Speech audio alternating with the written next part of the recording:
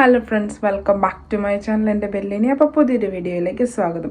അപ്പോൾ ഇന്ന് നമ്മളൊരു ഗ്ലോബൽ ബൊഫയ്ക്ക് പോകാനായിട്ട് റെഡി ആയിക്കൊണ്ടിരിക്കുകയാണ്. സ്വിൻഡനിൽ തന്നെയാണ് കേട്ടോ ഗ്ലോബൽ ബൊഫെ. ഇപ്പോൾ നേരത്തെ 2 വർഷം മുന്നേ ഞാൻ പോയിട്ടുണ്ടായിരുന്നു. അന്നൊരു 16 പൗണ്ട് സംതിങ് ആയിരുന്നു എന്നാണ് എൻ്റെ ഒരു ഓർമ്മ. അപ്പോൾ ഇപ്പം ഒരു 21 പൗണ്ട് സംതിങ് ആണ്. അത് ഒരാളുടെ റേറ്റ്. എനിക്കൊരു സിംഗിൾ പേഴ്സണ് 21 പൗണ്ട് സംതിങ് ആകും. അത് ഫുഡ് മാത്രമാണ്, ഫുഡ് അൺലിമിറ്റഡ് ആണ്. വേൾഡ് എല്ലായിടത്തെയും ഒരുമാതിരിപ്പെട്ട രാജ്യങ്ങളുടെയൊക്കെ വെറൈറ്റീസ് ഉണ്ടെന്നാണ് അവർ പറയുന്നത്. അപ്പോൾ എല്ലാം ഒന്ന് ടേസ്റ്റ് ചെയ്ത് നോക്കണം എന്നുണ്ട്. നമുക്ക് എന്തായാലും പോയി നോക്കാം. പോകുന്ന വഴിക്കൊക്കെ ചെറി ബ്ലോസം ഒക്കെ നല്ല അടിപൊളിയായിട്ട് പൂത്ത് നിൽപ്പുണ്ടായിരുന്നു കേട്ടോ. ഇതിൻ്റെ ലൈഫ് സ്പാൻ വളരെ കുറവാണ്, പെട്ടെന്ന് പൊഴിഞ്ഞു പോകുന്നൊരു പൂവാണ് കേട്ടോ ഇത്.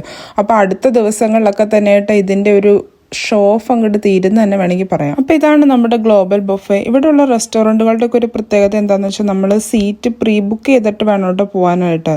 പക്ഷെ ഇവിടെ ചെല്ലുമ്പോൾ 6 കുറവ് ആൾക്കാരാണെങ്കിൽ നമുക്ക് വോക്കിൻ അക്സെപ്റ്റബിൾ ആണ്. അപ്പോൾ നമ്മൾ പ്രീ ബുക്ക് ഒന്നും ചെയ്തിട്ടുണ്ടായില്ല, ജസ്റ്റ് വോക്കിനായിട്ട് കയറി ചെല്ലുവാണ് ചെയ്തത്. അപ്പോൾ കയറി ചെന്നപ്പോൾ തന്നെ ഇന്ത്യൻ ലുക്കുള്ളൊരു ചേട്ടനായിരുന്നു കേട്ടോ നമ്മളെ വെൽക്കം ചെയ്യാനായിട്ട് നിന്നത്. ഇത് അവിടുത്തെ ഡ്രിങ്ക്സിൻ്റെ ഒരു മെനു ആണ്. എന്ത് ഡ്രിങ്ക്സാണ് നമുക്ക് വേണ്ടതെന്ന്. ആൽക്കഹോളിക്കും നോൺ ആൽക്കഹോളിക്കും ഡ്രിങ്ക്സും ഉണ്ട്.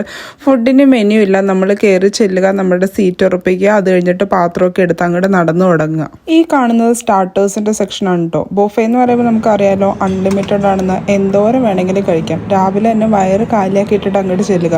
സ്റ്റാർട്ടേഴ്സിൽ കണ്ടൊരു പ്രത്യേകത എന്ന് പറഞ്ഞാൽ മിക്കതും തന്നെ ഡീപ്പ് ഫ്രൈഡ് ആയിട്ടുള്ള സാധനങ്ങളായിരുന്നു കേട്ടോ. എണ്ണയിൽ ഇങ്ങനെ മുക്കി പൊരിച്ചെടുത്തത് കൊണ്ട് ഒരു ലിമിറ്റ് കഴിഞ്ഞിട്ട് നമുക്ക് കഴിക്കാൻ പറ്റണുണ്ടായില്ല. നമ്മുടെ ഇന്ത്യൻ സാധനങ്ങളുണ്ടായിരുന്നു. സമൂസ ഒക്കെ സൈഡിൽ ഇരിപ്പുണ്ടായിരുന്നു. നമ്മുടെ നാട്ടിലെ സമൂസ പോലൊന്നും ആവില്ല, അതിൻ്റെ ഒരു മിനി വേർഷൻ, കുറച്ച് വെജിറ്റബിൾസ് ഒക്കെ അകത്ത് വെച്ചിട്ട്. ഇവിടെയുള്ള ഫാമിലീസ് ഒക്കെ പൊതുവെ ഗ്യാദർ ചെയ്യുന്ന ഇങ്ങനെ റെസ്റ്റോറൻറ്റുകളിലായിരിക്കും കേട്ടോ. അതായത് അച്ഛൻ, അമ്മ, മക്കള് അങ്ങനെയുള്ളവരൊക്കെ കുറേ നാളുകൾക്ക് ശേഷം കൂടിച്ചിരുന്ന അവരുടെ വീടിനേക്കാളും കൂടുതൽ ഇങ്ങനെയുള്ള റെസ്റ്റോറൻറ്റുകളിൽ ഒരു ഡിന്നറൊക്കെ ബുക്ക് ചെയ്തിട്ടായിരിക്കും ഫാമിലികൾ ഗ്യാദർ ചെയ്യുന്നത്. അത് പ്രോപ്പറായിട്ടുള്ള റെസ്റ്റോറൻറ്റുകളായിരിക്കുമല്ലോ. ഇതിപ്പോൾ ഒരു ബൊഫയാണ്. അപ്പോൾ അങ്ങനെയുള്ള റെസ്റ്റോറൻറ്റുകൾ ഒരു 3 കോഴ്സ് മീൽ, അതായത് ഒരു സ്റ്റാർട്ടർ, പിന്നെ ഒരു മെയിൻ കോഴ്സ്, പിന്നെ ഒരു ഡെസേർട്ട്, അങ്ങനെ ഒരു 3 കോഴ്സ് മീൽ ഓർഡർ ചെയ്യണമെങ്കിൽ ഒരു 30 പൗണ്ടിൽ കുറഞ്ഞിട്ടുള്ള പരിപാടി ഇല്ലെന്ന് എനിക്ക് തോന്നുന്നു. ഞാൻ അങ്ങനെയുള്ള അധികം റെസ്റ്റോറൻറ്റുകളിലൊന്നും പോയിട്ടില്ല.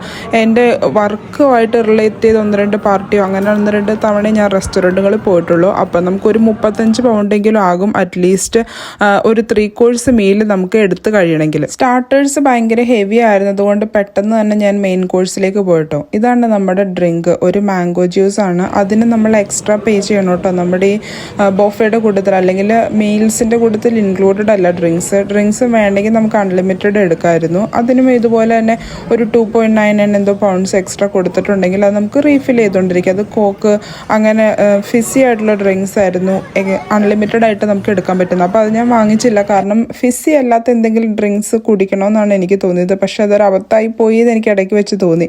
കാരണം ഫുഡ് നന്നായിട്ട് അങ്ങ് കഴിച്ചു തുടങ്ങിയപ്പോൾ ഇടയ്ക്ക് വെച്ച് നമുക്ക് നന്നായിട്ട് ദാഹിക്കുന്നുണ്ടായിരുന്നു. മിക്കതും തന്നെ ഈ എണ്ണയിൽ ഡീപ്പ് ഫ്രൈഡ് ആയിട്ടുള്ള സാധനങ്ങൾ.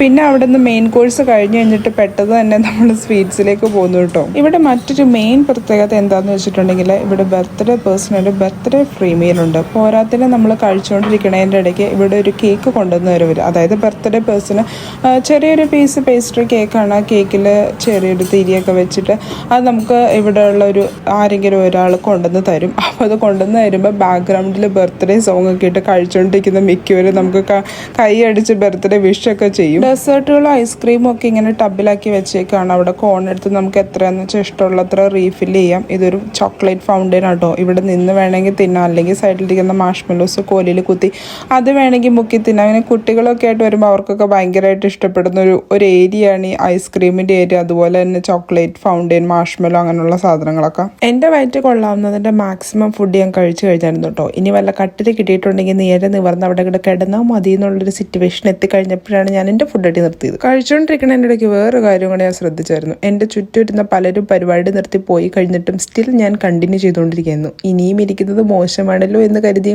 കൂടിയാണ് ഞാൻ നിർത്തിയത്. ഇപ്പം നോർമലി വേറുള്ള സ്ഥലങ്ങളിലൊക്കെ ഗ്ലോബൽ ബൊഫയ്ക്ക് ഇതിനേക്കാളും കൂടുതൽ പൈസ ആകുമെന്നാണ് ഞാൻ കേട്ടേക്കണത്. നിങ്ങൾ ആരെങ്കിലും ഒക്കെ ഗ്ലോബൽ ബൊഫയ്ക്ക് പോയിട്ടുണ്ടെങ്കിൽ അതിന് എത്ര രൂപയായിരുന്നു എന്ന് കമൻറ്റ് സെക്ഷനിൽ മെൻഷൻ ചെയ്യണേ. അപ്പോൾ ഒരു ഫുഡ് അടിക്ക് വയറ് കാലിയാക്കിയിട്ടിട്ട് വലിയൊരു ഫുഡ് അടിക്ക് പോകാൻ ബെസ്റ്റ് ഒരു സ്ഥലം തന്നെയാണ് ഇങ്ങനെയുള്ള ഗ്ലോബൽ ബൊഫകൾ. അപ്പോൾ എനിവേ ഇന്നത്തെ വീഡിയോ ഇഷ്ടപ്പെട്ടെന്ന് വിചാരിക്കുന്നു. പുതിയൊരു വീഡിയോ ആയിട്ട് കാണുന്നത് വരെ ബൈ.